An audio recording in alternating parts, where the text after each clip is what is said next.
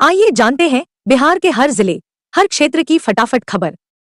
इस वीडियो में हम लोग जानेंगे किसानों का क्या फायदा होगा, महिलाओं को क्या मिलेगा और आम जनता को क्या क्या नई सुविधाएं मिलेंगी, वो भी सिर्फ 5 मिनट में। तो वीडियो को लाइक करके चैनल को सब्सक्राइब जरूर करें और साथ ही हमें कमेंट करके बताएं कि आप ये वीडियो कहां से देख रहे हैं। बिहार सरकार ने महिला स्वरोजगार को बढ़ावा देने के लिए एक नई योजना शुरू की है।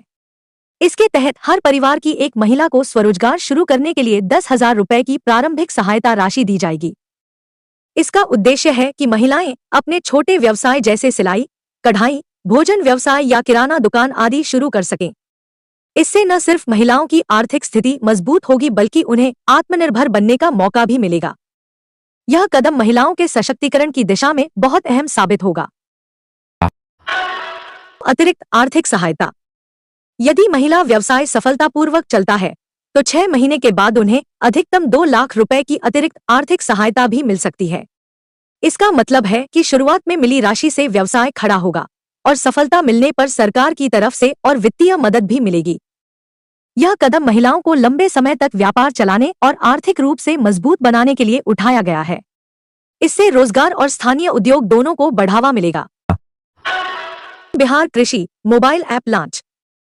बिहार सरकार ने बिहार कृषि नामक मोबाइल ऐप लॉन्च किया है। इस ऐप के जरिए किसान घर बैठे सरकारी कृषि योजनाओं की जानकारी ले सकते हैं। ऐप में आवेदन की स्थिति चेक करने की सुविधा है और किसान अपनी शिकायतें भी दर्ज कर सकते हैं।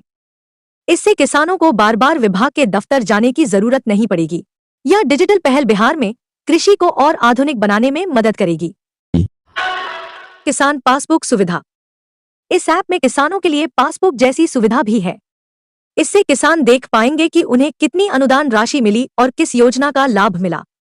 उदाहरण के लिए, अगर किसी किसान को मुख्यमंत्री किसान सहायता योजना का लाभ मिला है तो वह इसे सीधे ऐप पर देख सकता है। इससे सरकारी योजनाओं में पारदर्शिता बढ़ेगी और किसानों को हर जानकारी आसानी से मिलेगी।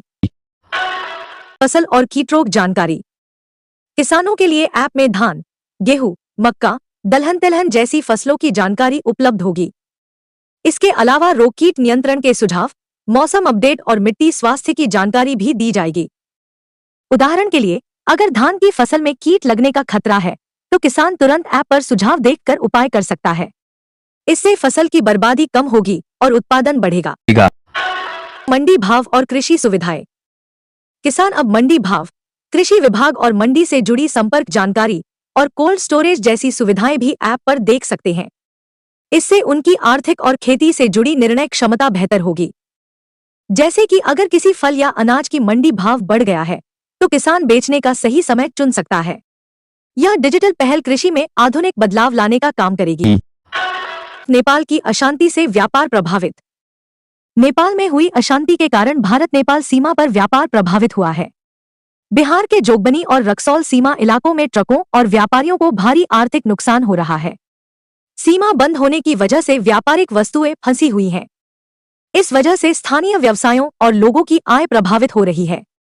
सरकार और प्रशासन इस समस्या का समाधान करने के लिए लगातार प्रयासरत है। महिला किसान पीएम किसान सम्मान निधि में शामिल। अब महिला किसान भी प्रधानमंत्री किसान सम्मान निधि की लाभार्थी सूची में शामिल की जा रही हैं। इसका मतलब है कि महिला किसान भी आर्थिक सहायता प्राप्त कर सकेंगी। इससे न केवल उनकी खेती में मदद होगी बल्कि महिला किसानों का आर्थिक सशक्तिकरण भी होगा। उदाहरण के लिए, अगर किसी महिला किसान के पास खेत है तो उसे सीधे लाभ राशि मिल सकेगी। पटना और गया में नए औद्योगिक क्षेत्र। पटना और गया में जल्द ही नए औद्योगिक क्षेत्र खुलने वाले हैं। यह कदम स्थानीय व्यापारियों के लिए बड़ा अवसर साबित होगा। इन औद्योगिक क्षेत्रों में नए उद्योग खुलेंगे जिससे रोजगार के अवसर बढ़ेंगे। स्थानीय लोगों को नौकरी के साथ साथ व्यवसाय के अवसर भी मिलेंगे। इससे राज्य की आर्थिक स्थिति मजबूत होगी और युवाओं के लिए नए रोजगार सृजित होंगे। बेरोजगारी भत्ता नियमावली 2024। बिहार सरकार ने बेरोजगारी भत्ता नियमावली 2024 को मंजूरी दी है। इसके तहत अगर रजिस्टर्ड बेरोजगार युवाओं को 15 दिन के अंदर नौकरी नहीं मिलती तो उन्हें आर्थिक सहायता दी जाएगी। इसका उद्देश्य युवाओं को वित्तीय सुरक्षा देना और उन्हें रोजगार खोजने में मदद करना है। यह नियमावली खास तौर पर युवाओं के लिए राहत की खबर है। मुख्यमंत्री प्रतिज्ञा योजना इंटर्नशिप युवाओं के कौशल विकास के लिए मुख्यमंत्री प्रतिज्ञा योजना शुरू की गई है। इसके तहत 12वीं पास, इति, स्नातक और स्नातकोत्तर छात्रों को 3 से 12 महीने तक इंटर्नशिप और स्टाइपेंड दिया जाएगा। यह योजना छात्रों को व्यावहारिक अनुभव और स्किल ट्रेनिंग देने के लिए बनाई गई है। इससे उनका करियर और रोजगार संभावनाएं बढ़ेंगी।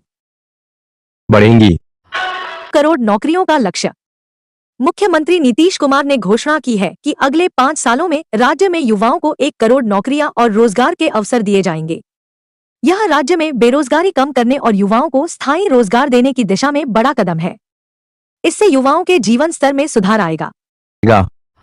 7,616 रुपए करोड़ की सड़क और रेल परियोजनाएं। चुनावों से पहले बिहार के रोड और रेल इंफ्रास्ट्रक्चर को मजबूत करने के लिए केंद्र सरकार ने 7,616 रुपए करोड़ की परियोजनाएं मंजूर की हैं। इससे राज्य के सड़कों और रेल नेटवर्क में सुधार होगा और लोगों को बेहतर यातायात सुविधाएं मिलेंगी। इससे आर्थिक गतिविधियों को भी बढ़ावा मिलेगा। यही थी बिहार की ताजा खबरें। अगली बड़ी खबरों के लिए वीडियो को लाइक करें और चैनल को अभी सब्सक्राइब करें।